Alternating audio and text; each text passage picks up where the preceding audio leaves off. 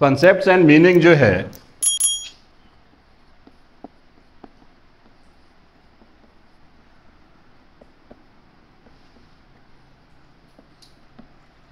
तो concepts and meaning में जैसा कि हमें पता है भाई कि नेचुरल एनवायरनमेंट जो है अर्थ पर, ज़मीन पर, वो एक जैसी नहीं है, कहीं भी यूनिफॉर्मिटी नहीं है।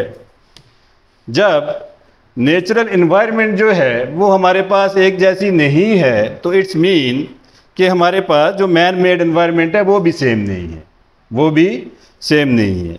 तो इसका क्या मतलब हुआ कि नेचुरल एनवायरनमेंट में कौन सी चीज़ें आती हैं भाई? सिंपल, नेचुरल एनवायरनमेंट में physiography, geological structure, general and you can say the climate of the reason.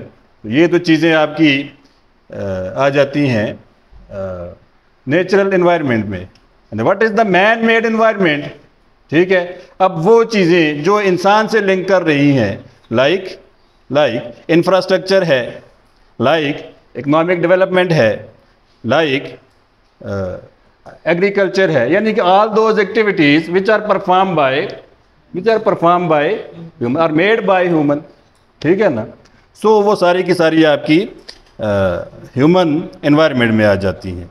So like इसी तरह अगर आप देखें तो जब हमारे पास ये वेरिएशन है नेचुरल एनवायरनमेंट में और हमारे पास जो चेंज है ह्यूमन एनवायरनमेंट में, हर जगह पे एक जैसी नहीं है, तो इसी तरह फिर हम क्या कर सकते हैं कि हम लोग जो हैं being a man, being a single person और बीइंग अ स्टेट, हम डिपेंडेंट हो जाते हैं। हम क्या हो जाते हैं? डिपेंडेंट हो जाते हैं, क्योंकि हर जगह पे जो नेचर है उसने रिसोर्सेज एक जैसे नहीं रखे हैं। ठीक है, तो फिर जहाँ पर ये हैं उस कंट्री के, उस रीजन पर हम डिपेंड करने लग जाते हैं। ठीक है ना?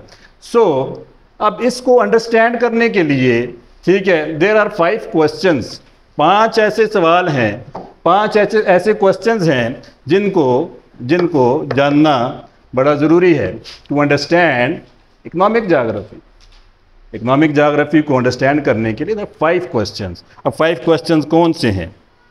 Number 1, where is economic activity located? Number 1, where is economic activity located? यानी अब कोई भी इकोनॉमिक एक्टिविटी है on the surface of the earth, वो कहाँ पर हो रही है? सबसे पहले ये बात। दूसरी बात जो है हमारे पास, या दूसरा क्वेश्चन जो है वो अबाउट द कैरेक्टरिस्टिक्स हैं उस इकोनॉमिक एक्टिविटी की जो कहीं पर लोकेट कर रही है, उसके कैरेक्टरिस्टिक्स क्या हैं? दूसरा क्वेश्चन अबाउट कैरेक्टरिस्टिक्स।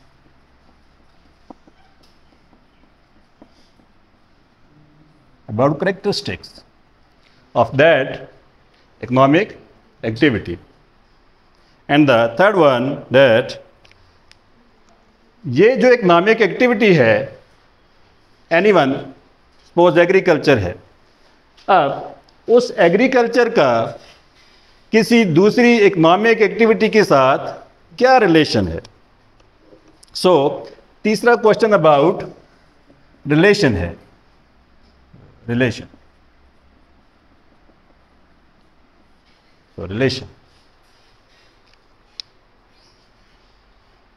अब जाहिर बात है बजाते खुद एक चीज़ जो है वो कुछ भी नहीं होती, क्योंकि हमारे पास अगर आप देखें ना, अगर हमारे पास सपोज कर लेते हैं कोई क्रॉप ले लेते हैं, लाइक हम ले लेते हैं वीट को ले लेते हैं, गंदम को ले लेते हैं। ठीक है, अब गंदम खुद में भी एक प्रोडक्ट है। ठीक है, अब जब हम उसके बाय प्रोडक्ट्स बनाएंगे तो दूसरी एक्टिविटी जो है उसके साथ लिंक करेगी। अब वो दूसरी इंडस्ट्री कौन सी होगी बाय प्रोडक्ट बनाने के लिए? तो हमारी सेकेंडरी एक्टिविटी आ जाती है, जिसमें हम इंडस्ट्रीज या मैन्युफैक्चरिंग यूनिट्स को देखते हैं। मीन्स कि कोई भी प्रोसेसिंग गुड्स जो हैं, यानी लाइक आटा कर लें, आप आटा कर लें ना, ठीक है, अब उसमें दूसरी आपकी एक्टिविटी जो है, ठीक है, इन्वॉल्व हो गई है। और साथ साथ अगर आप देखें तो करेक्टर की जो बात कर रहे हैं तो वो भी चेंज हो गया। ठीक है, क्योंकि गंदम की मतलब कि सॉलिड फॉर्म जो है अगर आप उसको वैसे ही निकाल के लाएं तो आप उसकी रोटी नहीं बना सकते, ठीक है ना, जब तक उसका पाउडर नहीं होगा, पिसे हुए फॉर्म में आटा नहीं होगा, सही। So like that. So relation फिर हम देखते हैं। And the four one that is very important, four and fifth जो है जो मॉडर्न इकोनॉमिक जोग्राफी है इसमें इन चीज़ों को देखा जाता है, ठीक है ना। उसमें वेयर एंड वाई की बात आती है, वेयर एंड वाई, ठीक है ना, where and why, economic activity located. ये जो इकोनॉमिक एक्टिविटी की हमने बात की है ये कहाँ पर है और क्यों है। चौथा क्वेश्चन जो है अबाउट वेयर एंड वाई, ठीक। And the last one, the fifth question जो है दैट इज, ठीक, वेरी इंपॉर्टेंट टुडे वर्ल्ड, ठीक, यानी कि डेवलपमेंट के लिए किसी भी सेक्टर में ये जो पांचवा है, क्या कोई इकोनॉमिक एक्टिविटी जो है, लाइक कोई इंडस्ट्री कहीं पर है, कोई फैक्ट्री कहीं पर है, वो किसी दूसरे रीजन में शिफ्ट हो सकती है या नहीं। क्या अगर ये किसी एक ख़ास लोकेशन पर है ये वाली एक्टिविटी, ठीक है, वो किसी दूसरे रीजन में शिफ्ट हो सकती है या नहीं हो सकती। तो इसके लिए पांचवा अबाउट है कैन इट बी शिफ्टेड, ठीक है, शिफ्टेड से कैन इट बी शिफ्टेड।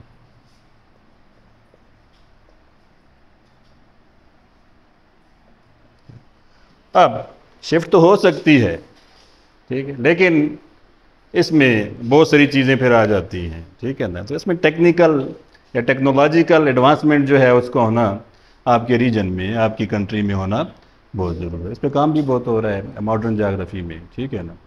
सो अब इससे रिलेटेड अगर आप देखें, अब ये जो आइडिया है मॉडर्न ज्योग्राफी का, सबसे पहले दिया था भाई जॉर्ज चेसहोम ने दिया था, ठीक।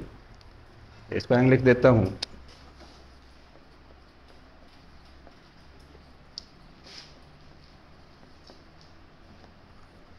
ठीक। इन्होंने सबसे पहले ये आइडिया दिया, modern being a modern geographer, about the shifting of the economic activity, ठीक हो गया ना। एंड अब अगर आप देखें यहाँ पर इकोनॉमिक एक्टिविटी में, अब हमारे पास अगर आप देखें तो हमारा रिलेशन जो है वो डायरेक्ट बन रहा है किसके साथ, इन्वायरमेंट के साथ। So in economic geography we also study the relationship between man and environment. किस लिए, उनके अपने फ़ायदे के लिए, फॉर देयर ओन बेनिफिट्स। सही है ना। तो बेनिफिट्स के लिए इंसान ने क्या किया, ठीक है, एनवायरनमेंट से फ़ायदा उठाने के लिए मुख्तलिफ ऑक्यूपेशंस के साथ वो लिंक कर गया जो कि नेचर प्रोवाइड कर रही है हमें। अगर नेचर की प्रोविज़न ना हो, नेचर हमें रिसोर्सेज प्रोवाइड ना करे, तो मेरा नहीं ख्याल कि भाई हम कुछ भी यहाँ पर करने के काबिल हो सकते हैं। तो जितनी भी हम एक्टिविटीज़ परफॉर्म कर रहे हैं, नेचर ने हमें इस काबिल बनाया है कि हम उनको परफॉर्म कर सकें। तो सबसे पहले अगर आप देखें, ठीक है, तो यहाँ पर स्टॉप करते हैं आई थिंक। तो नेक्स्ट जो है हम जो है उसमें देख लेंगे नेक्स्ट लेक्चर में जो हमारे ऑक्यूपेशंस है, ठीक है ना, इकोनॉमिक ऑक्यूपेशंस जो हैं, ठीक है ना।